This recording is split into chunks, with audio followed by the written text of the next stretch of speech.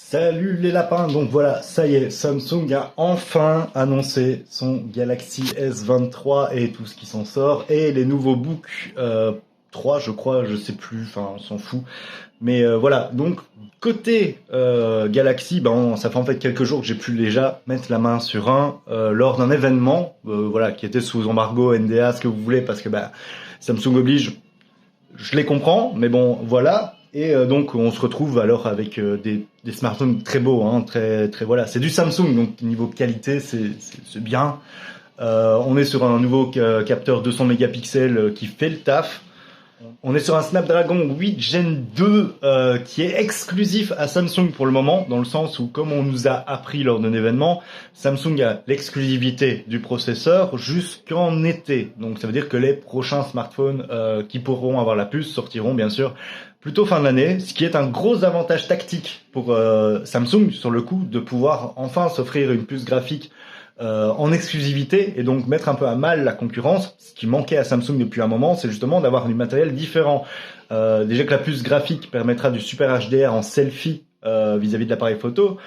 On est curieux quand même de voir, prise en main réelle, ce que ça vaut. Donc quand on fera le test, on verra si c'est bien ou pas. Mais en attendant, on va pas se mentir. Là, le Galaxy S22 Ultra qui m'a vraiment fait de l'œil est joli. Au niveau des photos, on est sur un truc, enfin vidéo, on est sur un truc très naturel. On peut aller jusqu'en 8K, mais qui utilise la 8K réellement sur un smartphone? Déjà, la 4K est très propre, même si on est loin une vraie caméra 4K. On est toujours sur un smartphone, mais voilà, ça fait le taf.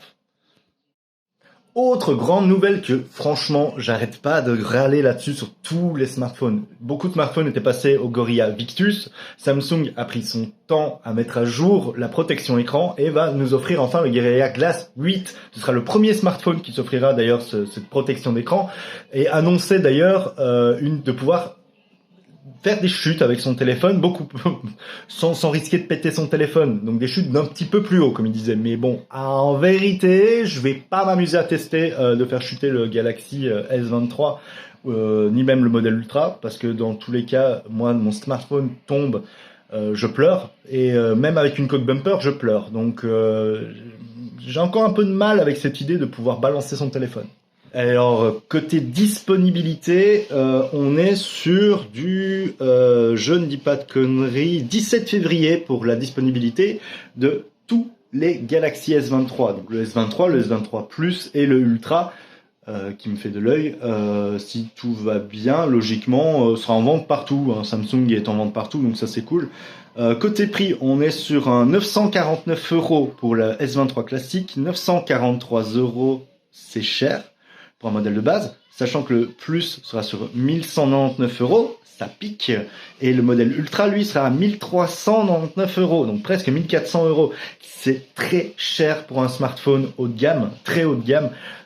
Faut vraiment en avoir l'utilité. Donc si vous êtes sur un Galaxy S22 Ultra, par exemple, ben, ne switchez pas, ça n'en vaut pas la peine.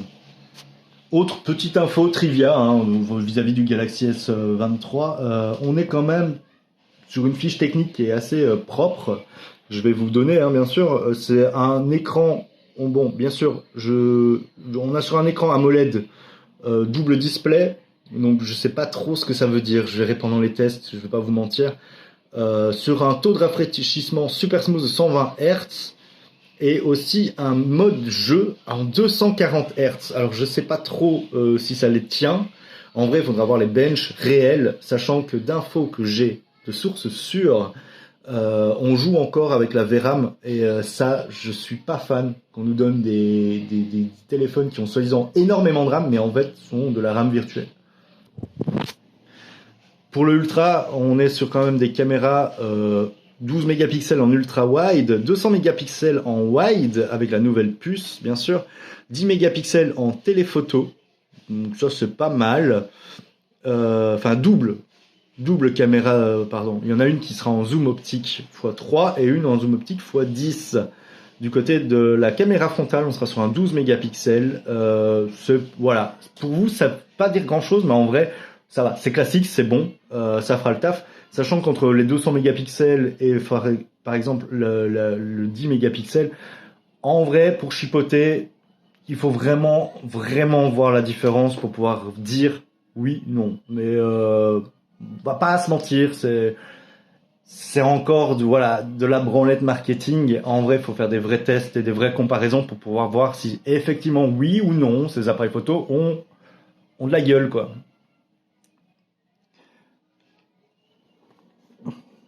Niveau batterie, 5. Côté book, donc les PC de chez Samsung, là aussi, grosse annonce, 4 ou 5 nouveaux PC, ma mémoire flanche, qui vont du bas de gamme avec le Book 3 au Book 3 Pro Ultra 360, ce que vous voulez, qui là va quand même taper fort avec de souvenirs une carte graphique qui est quand même une 4070 qui peut aller jusqu'à un i9 Intel dedans. On va dire que voilà, c'est un bon gros PC. Alors ce qui est cool, c'est que un modèle sur deux sont des modèles tactiles, donc ça veut dire convertibles, et qui fonctionnent avec le S Pen. S Pen qui pour moi reste au niveau des tablettes, en dehors de ce que fait Apple, la meilleure tablette stylet. Samsung a quand même un stylet et une réactivité de fou. J'avais adoré sur le S22, je crois, avoir testé le stylet, et sur la surface qui nous avait envoyé à l'époque en test, j'avais surkiffé. J'avais fait un Spider-Man en painting pour tester et j'avais vraiment kiffé. Le matos, voilà, il est quali, c'est les PC portables Samsung. Ça vaut pas bien sûr du Asus ROG ou autre truc, mais c'est pas des PC qui sont prévus pour les gamers de base.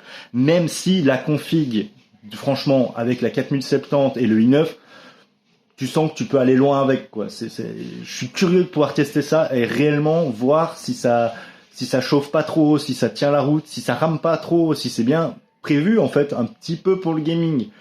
Sachant qu'avec une config pareille, techniquement, tu peux streamer avec sans devoir faire de compromis. Vu que moi, sur un Razer Blade 3070 avec un i7, j'arrive à streamer sans problème. Donc je verrais pas pourquoi un i9 4070 de Samsung n'y arriverait pas.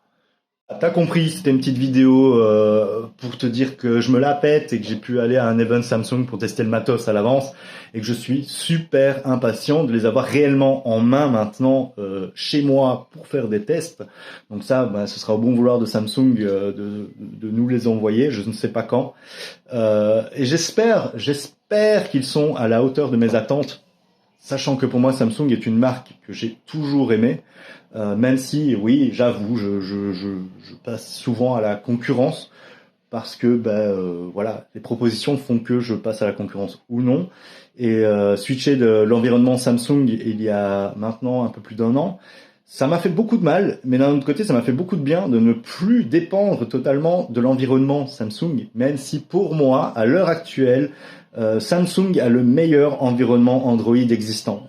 Il n'y a aucune autre marque, pour moi, qui arrive à faire aussi bien que Samsung et avoir une surcouche qui est unique, avec des applications uniques. Samsung est vraiment un téléphone a des téléphones ergonomiques où vous pouvez tout faire dedans sans devoir dépendre d'autres applications payantes ou autres. Samsung avait réussi, pour moi, ce pari fou de vouloir faire un environnement 100% unique et qui copiait pas mal la concurrence de Apple, qui sans pour autant copier, dans le sens où ils voulaient faire la même chose mais à leur sauce et ils y arrivaient très bien. Donc à voir maintenant sur cette génération de smartphones et de PC s'ils ont réussi encore le pari gagnant ou si on est sur quelque chose qui au final cette année révolution peut-être, on verra.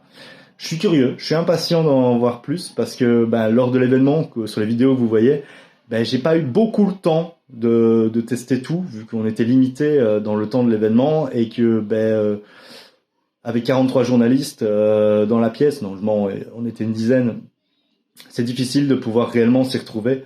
En attendant, je fais des bisous aussi à Daddy Famtech, allez voir ce qu'il fait sur YouTube, TikTok, Insta. C'est un mec génial, franchement, moi j'adore ce qu'il fait et on s'est retrouvés là à l'événement à pouvoir discuter un peu nos craintes aussi autour de cette sortie et ce qu'on en attendait. Et ça c'était assez sympa de pouvoir partager avec quelqu'un, enfin, lors d'un événement, quelqu'un qui s'y connaît un peu dans le milieu et pas encore des journalistes qui n'y connaissent rien et qui mangent du marketing en voiture, voilà. Ça fait du bien de changer un petit peu de personnes et d'avoir des gens qui sont pas là juste parce que voilà, ils sont payés pour faire ça et que tu le sens que eux, qu'ils soient là ou pas, ils en ont rien à foutre, ils vont balancer le billet sur internet. Samsung a sorti son téléphone, on a fait le test du Samsung 10 sur 10. Non, avoir des gens beaucoup plus critiques, et Samsung le sait qu'on est beaucoup plus critique là-dessus, qu'on va pas être gentil dans le sens où c'est pas parce que tu nous envoies l'exemplaire en test, on va te le renvoyer en retour, et que pendant cette période de 2-3 semaines où on a le smartphone, on va en faire que des louanges. On va aller jusqu'au bout du truc. Si on voit que le smartphone il pêche au niveau gaming, ben on balancera qu'il pêche au niveau gaming. Donc ils savent. Ils savent très bien qu'on va pas épargner le matos et c'est peut-être ça qui fait notre force aussi, c'est de dépendre de personne en fait. Donc voilà, bientôt le test. Je vous mettrai façon une vidéo quand ça sort. C'est obligé. En attendant, prenez soin de vous. Bisous tout le monde.